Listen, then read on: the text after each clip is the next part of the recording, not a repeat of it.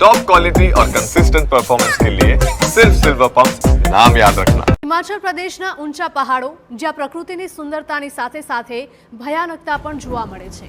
કિન્નોર જિલ્લાની ઋષિ ડોગરી ઘાટીમાં વાદળ ફાટવાથી હોજીસ લુંગપા નાળામાં અચાનક પૂર આવ્યું હતું। અચાનક આવેલા પૂરને કારણે 4 લોકો સતલુજ નદીની પેલે પાર ફસાઈ ગયા હતા અને એક વ્યક્તિ ઘાયલ થઈ ગયો હતો। આ પૂર એટલું પ્રચંડ હતું કે CPWDનો કેમ્પ પણ આ પૂરના પ્રવાહમાં વહી ગયો હતો। પૂરના પાણીમાં રમકડાની જેમ કાર તણાઈ હતી। પ્રચંડ પૂરમાં તણાતા વાહનોના દ્રશ્યો પણ સામે આવ્યા હતા। પૂર બાદ પ્રભાવિત વિસ્તારમાં બચાવ કામગીરી ચાલુ છે। વિશેષ ડ્રોનની મદદથી ફસાયેલા લોકોને ખાવા પીવાનું અને અન્ય જરૂરી સામાન મોકલવામાં આવ્યો હતો। તો આ દ્રશ્યો હિમાચલ પ્રદેશમાંથી સામે આવી રહ્યા છે। જોઈ શકાય છે દ્રશ્યોમાં કે કયા પ્રકારે ત્યાં તબાહી મચી છે। પ્રકૃતિની સુંદરતાની સાથે સાથે ભયાનકતા પણ આ વિસ્તારોમાં જોવા મળતી હોય છે।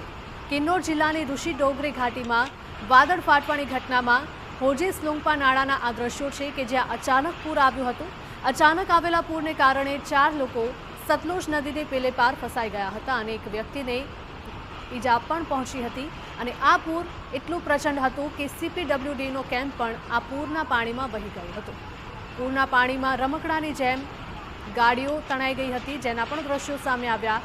પ્રચંડ પૂરમાં તણાતા વાહનોના દ્રશ્યો સામે આવ્યા હતા જે જોઈને સૌ કોઈ અચંબિત થઈ ગયા હતા।